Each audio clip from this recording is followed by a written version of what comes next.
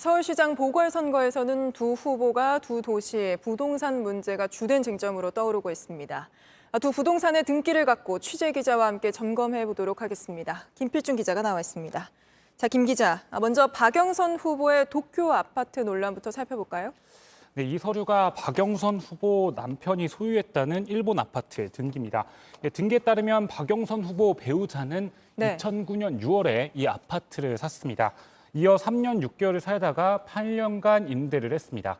박 후보 측은 지난 2월 이 아파트를 팔았다고 밝힌 바 있습니다.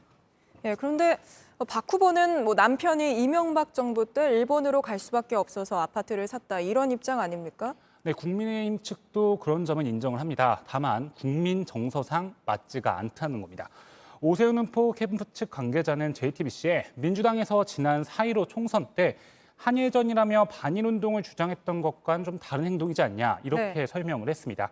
이어 처분 관련해서는 거짓말 논란도 있다고 덧붙였습니다. 처분 관련한 거짓말 논란은 뭘 말하는 겁니까? 네, 박 후보 측은 해당 아파트를 지난 2월에 처분했다고 했는데 등기는 아직 남아 있습니다.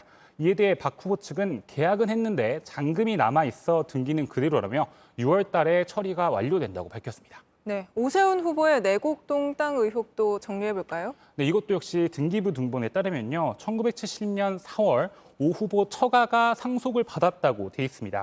전체 1,350평 규모인데 오 후보 부인의 지분은 이 중 8분의 1입니다. 그런데 2009년 12월 보금자리 지구로 지정이 됐습니다. 이후 오 후보 부인이 약 4억 5천만 원가량을 보상을 받았습니다.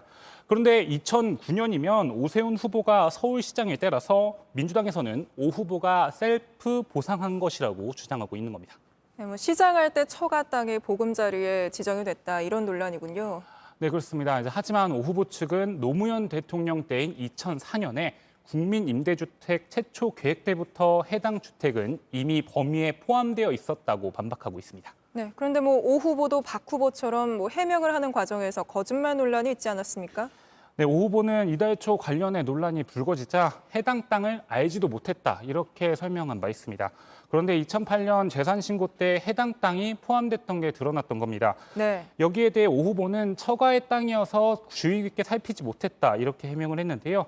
최근에는 KBS가 2005년에 오 후보의 처가가 내곡동 땅을 측량을 할 때 오 후보가 있었다는 주민들의 증언을 보도한 바 있습니다. 이에 대해 오 후보는 본인이 아니라 처남이었다며 KBS에 대해 허위사실 유포 등의 혐의로 고발하겠다고 밝혔습니다. 네, 알겠습니다. 여기까지 듣겠습니다. 김필중 기자였습니다.